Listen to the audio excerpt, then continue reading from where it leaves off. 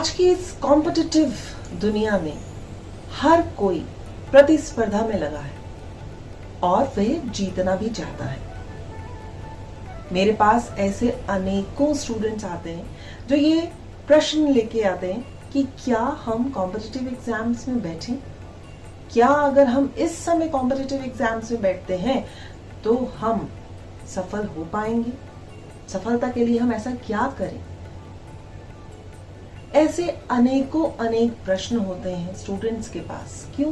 क्योंकि सभी कोई कैरियर कॉन्शियस है, अपना मकाम बनाना चाहता है और कॉम्पिटिटिव एग्जाम्स एक तरीके के तो है नहीं। कुछ गवर्नमेंट से रिलेटेड कॉम्पिटिटिव एग्जाम्स हैं, IIT एंट्रेंस एग्जाम्स हैं या GMAT है, TOEFL है, there are many type of competitive exams, CA है। सो कहीं ना कहीं लोग किसी न किसी प्रतिस्पर्धा में लगा है। क्या हर एक की कुंडली एक जैसी होगी? नहीं। आज इसी विषय के ऊपर चर्चा करूंगी आप सभी के साथ। आप सबका स्वागत, अभिनंदन आपका अपने चैनल एस्ट्रो डॉक्टर शालिनी बहल में। कॉम्पिटिटिव एग्जाम्स, प्रतिस्पर्धा, जी हाँ, ये जो प्रतिस्पर्धा है ना, ये बिल्कुल ऐसी होनी चाहिए जिसमें आपका साहस दिखे, आप में आत्मबल हो, आप हर एक प्रकार की परिस्थितियों से जूझने की क्षमता रखते हो, आप में लेवल ऑफ पेशेंस हो, साथ ही साथ आप में डिसिप्लिन हो। तो ये सभी चीजें आपको आपकी कुंडली में बैठे हुए ग्रहों से पता चल जाता है। जो भी चीजें, अगर आपका डिसिप्लिन कम है तो एक अच्छा ज्योतिष आचार्य सबसे पहले तो यही बताएगा कि कुंडली में योग तो बहुत अच्छे हैं परंतु डिसिप्लिन की कमी है। तो आप क्या करें? आप अपने सूर्य को मजबूत करें। सबसे पहले मैं ये बात करूंगी कि अगर हमें कॉम्पिटिटिव एग्जाम्स की कुंडली को देखना है तो हमें उसमें क्या देखना होगा? हमें उसमें कुछ अच्छे योग हैं या नहीं है वो देखने होंगे, फिर कुछ हाउसेस देखने होंगे, उनके साथ ग्रहों का क्या रिलेशन है, क्या वह समय है, गोचर है, दशा है, ये सब देखना होगा।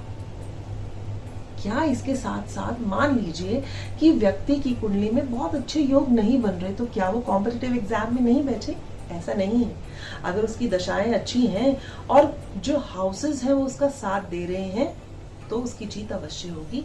अब इसी को ही विस्तार से बताती हूँ। सबसे पहले बात करूंगी मैं सरस्वती योग की। सरस्वती योग एक ऐसा योग है जिसे आप कुंडली में कैसे देखें।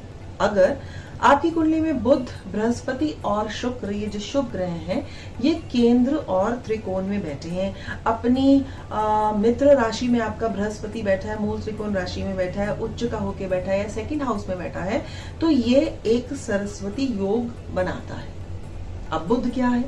बुध जो है वह है शिक्षा का कारक है। बुध हमारी बौद्धिक स्तरता देता है। बुध लेखन का कारण है। बुध मेमोरी का भी कारक है, हमारी स्किल और हमारी लर्निंग का कारक है।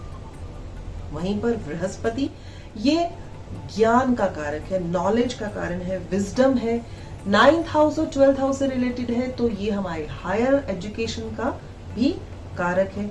साथ ही साथ बृहस्पति धन का कारक है, हमारी मेमोरी का भी कारक है। शुक्र की बात करें तो शुक्र एक कला है। कैसी कला? एक ऐसी कला जिसमें आप उत्तीर्ण होना चाहते हो, जो आपके अंदर विराजमान है। अगर आप मेडिकल करना चाहते हो तो आपका शुक्र मंगल के साथ साथ अच्छा होना चाहिए। अगर आप सर्जन बनना चाहते हो तो मंगल का जैसे हम रिलेशन देखते हैं अष्टम भाव में, तो शुक्र की भी प्रधानता होनी जरूरी है कि आपका रुझान वहां है। आपकी माहिरता का जो कारक है वह शुक्र है।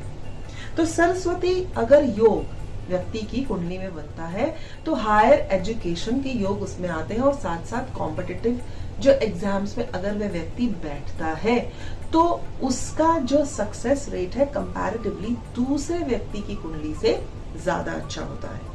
कॉम्पिटिटिव एग्जाम्स में पार्टिसिपेशन करने के लिए जो सक्सेस रेट की मैंने बात की उसमें यह है कि फर्स्ट टॉप 10 में लोग सक्सेस होते हैं, टॉपर बनते हैं, या कुछ 50s में भी लोगों का सिलेक्शन हो जाता है। इसलिए हमें ये नहीं देखना कि हम सिर्फ टॉपर ही रहें, क्या हम उन फर्स्ट 50 में आते हैं और हमें सक्सेस मिलती है जो हम चाहते हैं। उसके लिए मैंने अभी बात की सरस्वती योग की। बात करते हैं अगर हाउसेस की, तो मैं कौन से ऐसे हाउसेस लूं जो हेल्प करेंगे ये देखने के लिए कि जातक कॉम्पिटिटिव एग्जाम्स में सक्सेस प्राप्त करेगा या नहीं। तो उसके लिए मैं लेती हूँ second house, third house, sixth house, ninth house, 11th house, 10th and 12th house also. Why the second house? Second house जो है ये हाउस है हमारी शिक्षा का, प्राइमरी शिक्षा का, हमारे धन का, मॉरल वैल्यूज का, एडमिनिस्ट्रेशन। 10th हाउस के साथ साथ सेकेंड हाउस को भी हम एडमिनिस्ट्रेटिव स्किल्स के लिए देखते हैं। हमारी मेमोरी और हमारी याददाश्त का भी जो हाउस है वो सेकेंड हाउस है। फिर थर्ड हाउस, थर्ड हाउस से हम देखते हैं राइटिंग स्किल्स, कितना साहस है। साहस पेशेंस को भी बोला जाता है कि व्यक्ति एक बारी कंपटीशन में सक्सेस नहीं हुआ, दूसरी बारी तैयारी करता है, तीसरी बारी करता है, तो ये साहस होना भी थर्ड हाउस से देखा जाता है। क्या उसकी राइटिंग स्पीड अच्छी है व्हाइल क्रैकिंग द एग्जाम, ये भी थर्ड हाउस के साथ देखा जाता है। सिक्स्थ हाउस जो अपने आप में ही एक प्रतिस्पर्धा अर्थात कंपटीशन का हाउस है, उसका हम कोरिलेशन बाकी सब हाउसेस और ग्रहों के साथ करते हैं। फिर नाइन्थ हाउस जो हायर एजुकेशन का कारक है उसको देखा जाता है, और 11th हाउस जो है जो हमारी सक्सेस रेट, हमारा विश फुलफिलमेंट को बताता है। 10th हाउस को हम कंपटीशन हाउस के साथ कि वो कंपटीशन में सक्सेस होगा या नहीं इसलिए देखते हैं क्योंकि कई बार व्यक्ति नौकरी कर रहा होता है और नौकरी में करते करते वो उसी लेवल के दौर पर कंपटीशन देखता है और उसमें उत्तीर्ण होना चाहता है, तब उस समय हम 10th हाउस भी लेते हैं। 12th हाउस जब 6th, 9th और 12th का 11th के साथ कनेक्शन देखते हैं तो 12th हाउस की इंपॉर्टेंस होती है क्या वो फॉरेन में जाकर कुछ ऐसा एग्जाम्स क्रैक करना चाहता है ताकि उसकी शिक्षा बाहर हो, जैसे जीमेट एग्जाम्स। तो इन्हीं सब ग्रहों की जो शुभ ग्रह हैं उनकी इन सभी हाउसेस के साथ तालमेल बिठाना होता है इन ऑर्डर टू नो कि कॉम्पिटिटिव एग्जाम्स में व्यक्ति बैठेगा, सफल होगा, कब होगा, कितनी बार उसे प्रयास करना होगा। इसके लिए 6th हाउस का बली होना बहुत ज्यादा जरूरी है। जहां कहा गया है एक और तो 6th हाउस रोग, ऋण और शत्रु का है, परंतु अगर बली होता है तो वो रोगों के ऊपर भी जीत हासिल कर लेता है, शत्रुओं के ऊपर जितने भी उसके एनिमीज होते हैं उनके ऊपर भी जीत हासिल कर लेता है। और अगर कंपटीशन की निगाह से इसे देखा जाए तो कंपटीशन सक्सेस रेट उस व्यक्ति का ज्यादा होता ही है, बशर्ते अगर कभी कभी 6 का लॉर्ड आपका 8th या 12th में बैठ जाता है तो उस व्यक्ति का सक्सेस रेट कंपैरेटिवली थोड़ा स्लो होता है, या ये कहीं कि उसे बार बार उत्तीर्ण करना पड़ता है अपने आप को अगर वह कंपटीशन में सक्सेस प्राप्त करना चाहता है। और ऐसे कौन से ग्रह हैं जिनको हम इंपॉर्टेंस दें कि व्यक्ति कंपटीशन में सक्सेस हो पाए। पहले लेते हैं हम चंद्रमा। चंद्रमा जिसे हम मन का कारक कहते हैं, यानी कि कंसंट्रेशन का कारक। मन बहुत जल्दी भटकने लग जाता है और अगर व्यक्ति की कंसंट्रेशन में कमी है तो वह व्यक्ति लंबे समय तक नहीं पढ़ पाएगा, और अगर दिन में 10 से 12 घंटे नहीं पढ़ता तो क्या वह कंपटीशन में सक्सेस हो पाता है? नहीं हो पाएगा। कंपटीशन सक्सेस के लिए व्यक्ति को 12 से 14 घंटा पढ़ना जरूरी है, इसलिए चंद्रमा को देखना आवश्यक है कि कुंडली में चंद्रमा कितना बली है। मित्र राशि में 6th हाउस के साथ कोई कनेक्शन बना रहा है, नहीं तो क्या करेंगे आप चंद्रमा को मजबूती प्रदान करेंगे। चंद्रमा अगर किसी का 6th हाउस में बैठा है और अगर बली होकर बैठा है तब भी ऐसा जातक अक्सर मैंने देखा है during the time of exam उसे किसी ना किसी तरह की एंजाइटी जरूर होने लगती है। तो चंद्रमा का बली होना, अच्छा होना, मित्र राशि में होना या मित्र ग्रहों के साथ उसका दृष्ट होना बहुत ज्यादा जरूरी है कंपटीशन सक्सेस के लिए। दूसरा हम लेते हैं बुध को। अभी भी हमने जब 2nd हाउस की बात की तो उसमें शुक्र आया, 3rd और 6th हाउस की बात की तो उसमें बुध आया, 9th और 12th हाउस की अगर मैंने बात की तो उसमें बृहस्पति आया। तो ये 3 तो इंपॉर्टेंट ग्रह हैं ही, लेकिन उसके साथ साथ क्या देखना जरूरी है कि आप कौन से कंपटीशन में उत्तीर्ण हो रहे हैं। अगर व्यक्ति आईएएस के लिए उत्तीर्ण हो रहा है तो उसके लिए सूर्य को देखना बहुत ज्यादा जरूरी है कि सूर्य बली है या नहीं है, सूर्य का रिलेशन 6th 10th और 11th के साथ कैसे बैठ रहा है। अगर वो आईपीएस में जाना चाहता है तो उसमें सूर्य और मंगल को भी देखना बहुत ज्यादा आवश्यक है। अब अगर मैं बात करती हूँ बुध की, तो बुध क्या है, एक विजडम, बुध हमारा बौद्धिक स्तर, बुध मेरी स्पीच, बुध हर एक कार्य को सुव्यवस्थित चलाता है। कुंडली में अगर भद्र योग बन रहा है, सूर्य आदित्य योग बन रहा है, तो ऐसा जातक कंपटीशन को बहुत आसानी से क्रैक करेगा। ना सिर्फ क्रैक ही करेगा अपितु अच्छे अंक के साथ वह उत्तीर्ण भी होगा। उसमें ये देखना होगा कि बुध आदित्य योग में जो बुध है वो कहीं अस्त यानी कंबस्ट या रेट्रो तो नहीं है, क्योंकि उससे बुध की पावर कम हो जाएगी। जैसे बुध स्पीच कहा गया है, तो कई जातक कंपटीशन एग्जाम्स तो क्रैक कर लेते हैं, परंतु जब लास्ट में उनका इंटरव्यू होता है वहां वो रह जाते हैं जस्ट बिकॉज ऑफ बुध। जो बुध है उसकी कहीं ना कहीं पावर आपकी कुंडली में कम होती है। अब बृहस्पति, अगर बृहस्पति भी पीड़ित है या अकारक ग्रह है, तब भी जातक को थोड़ी सी ज्यादा मेहनत करनी पड़ेगी कंपटीशन में सफलता पाने के लिए। बुध आदित्य के साथ बुध आदित्य योग अब बनता कैसे है? जो बुध है वो सूर्य के समीप है, जिसके कारण अधिकतर कुंडलियों में बुध सूर्य के साथ ही पाया गया है। इसमें ये देखा जाता है, जैसे अभी पहले भी मैंने बताया, कि अगर वो अस्त है या रेट्रो है तो उसकी पावर कंपैरेटिवली कम हो जाती है। अब यही बुध आदित्य योग कौन से हाउसेस में बन रहा है या किस दूसरे ग्रहों के द्वारा वो एस्पेक्ट है, उससे भी पता चलता है कि ये जो योग है कितना अधिक बली है। जिस भी जातक में बली बुध आदित्य योग होता है वे भाग्यशाली होते हैं। अगर बचपन में सो कॉल्ड वो किसी धनी घर में पैदा नहीं हुए, तब भी ग्रेजुअली देखा गया है कि वो धीरे धीरे अपनी बौद्धिक स्थिरता के कारण अपने जीवन में आने वाली कई कठिनाइयों का मुकाबला करते हैं और उसमें विजय हासिल करते हैं और धीरे धीरे वो भाग्यशाली होने लगते हैं। ऐसे जातक जब जन्म लेते हैं तो वह अपने पिता के लिए भी, क्योंकि सूर्य पिता का कारक है, पिता के लिए भी भाग्यशाली साबित होते हैं। यह जातक अपनी वाक्पटुता में बहुत अच्छे होते हैं और कौशलता में इनका तो कुछ कहना ही नहीं। साथ ही साथ इनकी जो कार्य क्षमता है, इनकी कार्य करने की जो प्रणाली है, ये बहुत अच्छी होती है। ये नेतृत्व बहुत अच्छा करते हैं और दूसरों को मान सम्मान देना और दूसरों से मान सम्मान लेना इन लोगों को अच्छा आता है। अर्थात इनका यश और प्रतिष्ठा चारों ओर फैलती है। तो अगर ये बैठते हैं कॉम्पिटिटिव एग्जाम्स में, तो ऐसे जातक का जो सक्सेस रेट है वो कंपैरेटिवली हाई होता है उन जातकों से जहां पर बुध आदित्य योग जिनका या तो क्षीण होता है या नहीं बन रहा होता। अब दूसरे योग की बात करती हूँ। अगर इससे पहले ये बताऊं कि बुध आदित्य योग के लोग क्या बन सकते हैं, तो ये बहुत अच्छे मैथमेटिशियंस हो सकते हैं।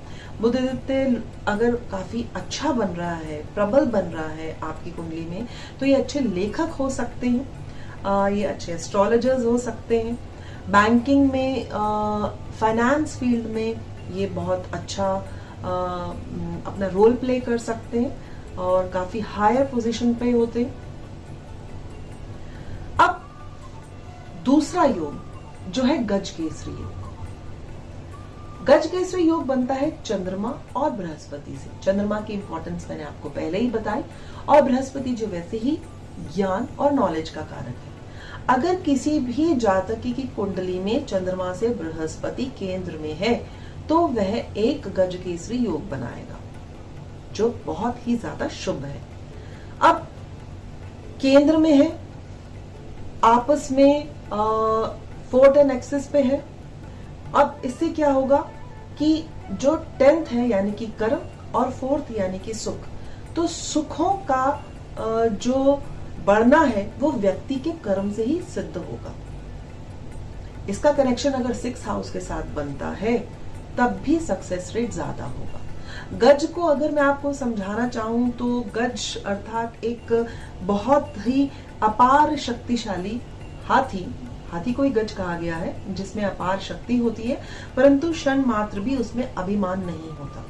और वह व्यक्ति जो शक्तिशाली है और अभिमान रहित है, वो अपना टारगेट बहुत जल्दी अचीव करता है। वहीं अगर केसरी की बात करें तो उसको बोला जाता है सिंह, और जो सिंह है उसे अपने लक्ष्य की प्राप्ति की ओर वे हमेशा जागरूक होता है कि किस तरह उसे अपने लक्ष्य को कितनी जल्दी प्राप्त करना है, और उसके लिए वह अदम्य साहस दिखाता है। तो अगर आपको कॉम्पिटिटिव एग्जाम्स क्लियर करना होता है तो उसमें क्या चाहिए? एक तो व्यक्ति साहसी हो, उसके पास टारगेट अचीव करना है, वो एक टाइम निर्धारित करना जानता हो, और साथ ही साथ अभिमान रहित हो, यानी one should be a very good listener also, कि जो पढ़ाया जा रहा है उसे वो अच्छे से समझे, और कई बार अगर वह उसे नहीं समझ पा रहा तो उसे दोबारा समझे और आक्रोश कम करे।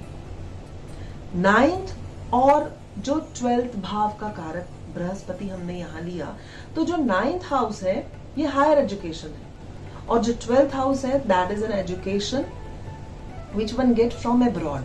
तो इसलिए बृहस्पति का कुंडली में अगर एज अ कारक ग्रह होकर गजकेसरी योग बनता है, तो ऐसा व्यक्ति अच्छे विचारों वाला, सद्बुद्धि वाला, निर्भीक, अपने लक्ष्य की ओर जागरूक और कामयाबी को जल्दी हासिल करता है। अब कुंडली में इतने पावरफुल योग, जैसे कुछ और पावरफुल योग की बात करूं, जैसे शारदा योग है, भद्र योग है, जो हमें हायर एजुकेशन देने की ओर अग्रसर करते हैं जातक को, और न केवल अग्रसर अपितु साथ साथ सक्सेस रेट भी बहुत अच्छा होता है। अब आप व्यक्ति जब आता है ये पूछता है कि क्या मैं टॉप करूंगा, ये कहना बड़ा मुश्किल होता है, क्योंकि व्यक्ति की कुंडली में मान लीजिए ये सारे योग तो बन रहे हैं, और सो कॉल्ड कम से कम हजारों लाखों बच्चे उस समय कॉम्पिटिटिव एग्जाम्स में बैठते हैं। अगर दूसरे बच्चे की कुंडली में जो हमने नहीं देखी, उसमें ये योग भी बन रहे हो, अच्छी दशा हो, और गोचर ज्यादा अच्छा साथ दे रहा हो, तो ग्रेजुअली देखने में आता है कि ये व्यक्ति जिसमें ये सारे योग तो थे, परंतु गोचर थोड़ा सा कमजोर था और दशाएं भी बहुत ज्यादा फेवरेबल नहीं थी, तो वो एग्जाम तो क्रैक कर लेता है, परंतु हम ये नहीं कह सकते कि उसने टॉप किया या नहीं। अभी बात हो रही है केवल मात्र कि क्या उसे सक्सेस मिलेगी या नहीं। अब उसमें ट्रांजिट में आप कैसे चेक करो, ये तो चेक करना बहुत ज्यादा जरूरी है कि हम ट्रांजिट कैसे देखें कि कंपटीशन में उसकी सक्सेस रेट है या नहीं।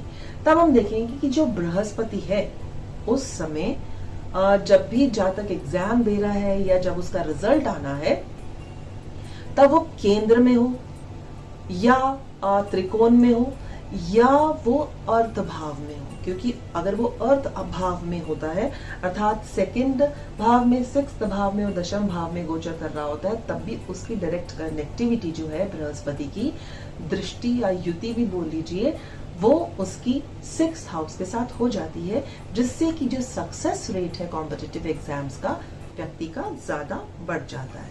फिर महादशा और अंतरदशा भी अगर 6th house, 10th house, 9th house और 11th हाउस के साथ ज्यादा कनेक्ट हो रही है, या इन्हीं ही भावों की महादशा, अंतरदशा और प्रति अंतरदशा चलती है, तो व्यक्ति सक्सेस अर्थात कंपटीशन में सक्सेस उसकी 100% निश्चित होती है। अगर केपी के अकॉर्डिंगली आप इसे देखना चाहते हैं, तो आप ये देखिए कि जो 6th हाउस का सब लॉर्ड है वह 11th हाउस के साथ कनेक्ट हो, या जो 11th हाउस का सब लॉर्ड है वो 6th हाउस का कहीं ना कहीं सिग्निफिकेटर होना चाहिए, अर्थात उसकी भी जो दशाएं चल रही हैं वहां पर 6th house, 9th house, 11th house और 10th हाउस ये सब सिग्निफिकेटर होने पर, अच्छी दशाएं होने पर व्यक्ति जो है कंपटीशन में सक्सेस प्राप्त कर लेता है। अब बात आती है कि बहुत से बच्चे कंपटीशन में बैठते हैं, तो क्या वो बच्चे जिनमें ऐसे गजकेसरी योग या भद्र योग या सरस्वती योग नहीं बन रहे, क्या वो कंपटीशन एग्जाम्स में बैठे ही नहीं? क्या वो सक्सेस प्राप्त ही नहीं कर सकते? ऐसा बिल्कुल नहीं है। ठीक है, वो टॉपर नहीं बन सकते, लेकिन वह भी कंपटीशन एग्जाम्स को क्रैक कर सकते हैं। वो कैसे? उसके लिए हम ये देखते हैं कि कि उनकी कुंडली में भी 6th हाउस कितना ज्यादा प्रबल है, 6th लॉर्ड कितना प्रबल है, मंगल और बुध इनकी जो परिस्थिति केंद्र में है या ये शुभ ग्रहों से आस्पेक्टेड हैं, क्या उनकी भी दशाएं केंद्र त्रिकोण की चल रही हैं या 6th हाउस से रिलेटेड, 10th हाउस या 11th हाउस से रिलेटेड दशाओं का जब भी समय आता है तब व्यक्ति कॉम्पिटिटिव एग्जाम्स में बैठ सकता है। ये देखा जाता है कि वो कौन से एग्जाम्स में बैठे। अगर उसने आईएएस की तैयारी करनी है तो उसका सूर्य को आपको प्रबल करना होगा, उसके सूर्य को सबसे पहले देखना होगा। यही अगर उसने सीए के एग्जाम्स को क्रैक करना है तो बृहस्पति और बुध को देखना आवश्यक है, अनिवार्य है। उसका कैसे 6th हाउस और 6th लॉर्ड के साथ कनेक्टिविटी बन रही है। अगर षष्ठेश का संबंध किसी भी व्यक्ति की हॉरोस्कोप में 4th हाउस से, 10th हाउस से, 11th हाउस से, 9th हाउस से बन रहा है और वहीं पर जैसे 9th हाउस से बन रहा है और 9th हाउस ये जो 9th लॉर्ड है उसकी परिस्थिति बहुत अच्छी है या वो शुभ ग्रहों से दृष्ट है, तब भी व्यक्ति कंपटीशन में सक्सेस प्राप्त करेगा, चाहे उसकी योग जो कुंडली में दूसरे अन्य योग ना भी बन रहे हों।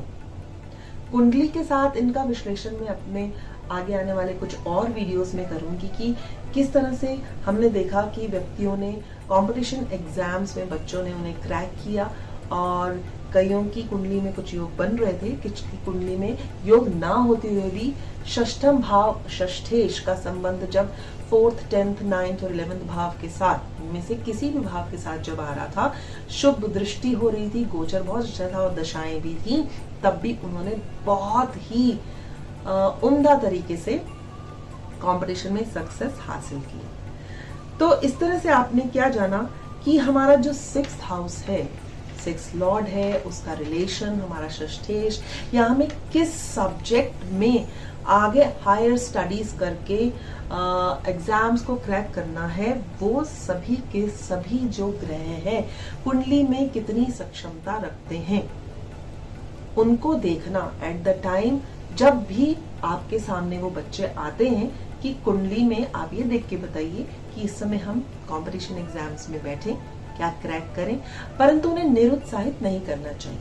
उसके लिए अगर आपको लगता है कि इन ग्रहों में कहीं कमी है तो हम उन्हें उपाय करा सकते हैं। जैसे अगर सूर्य से रिलेटेड एग्जाम्स हैं तो सूर्य नारायण भगवान को जल दे सकते हैं, उनकी गायत्री कर सकते हैं या गायत्री का जाप कर सकते हैं, माँ सरस्वती की आराधना कर सकते हैं। अपने राहु को अच्छा करने के लिए भी आप उसके कई सारे उपाय कर सकते हैं और मंगलवार या शनिवार के दिन व्यक्ति सुंदरकांड का पाठ कर सकता है या करा सकता है, या उनके घर में कोई भी व्यक्ति बच्चों के बिहाफ पे ये पाठ कर सकते हैं। और हो सके तो ऐसे जातकों को त्राटक अवश्य करना चाहिए और जो चंदन है उसका भी तिलक लगाने से यहाँ जो लेवल ऑफ कंसंट्रेशन है, साथ ही साथ हमारा चंद्रमा और बृहस्पति भी मजबूत होता है। तो आज हमने जाना कि कंपटीशन एग्जाम्स को क्रैक करने के ज्योतिषीय जो योग हैं वो क्या हैं, कौन से भाव से हम उन्हें देखें, किस तरह से गोचर और दशाएं मदद करती हैं एक जातक को उसकी मंजिल दिलाने के लिए, उनके सपनों को पूरा करने के लिए। और अगर ये योग नहीं भी हैं तब भी हम किस तरह से देख सकते हैं कि हम उसकी कुंडली में ये प्रबलता कैसे लाएं कि वह जातक सक्सेस प्राप्त कर सके। इसी के साथ मैं अपनी वाणी को विश्राम देती हूँ, इसी उम्मीद के साथ कि आपको यह अच्छे से समझ आया होगा, जो मैं हृदय से चाहती हूँ कि आप भी समझें कि किस तरह से हम कुंडली का आकलन कर सकते हैं और बिना डरे बच्चों को आप और ज्यादा सक्षम बनाएं। अधिक जानकारी के लिए आप चैट बॉक्स पर लिख सकते हैं। अगर आपके यहाँ पे भी कोई एग्जाम्स क्रैक करना चाहता है या उत्तीर्ण हो रहा है या उत्तीर्ण होते होते कई बार रह जाता है तो उसकी कुंडली को भी दिखा सकते हैं, जिससे कि सही मार्गदर्शक हो और वह जातक अपने जीवन में अपने लक्ष्य को आसानी के साथ पा सके। मुझे अंत तक सुनने के लिए सभी का हृदय से धन्यवाद, प्रणाम।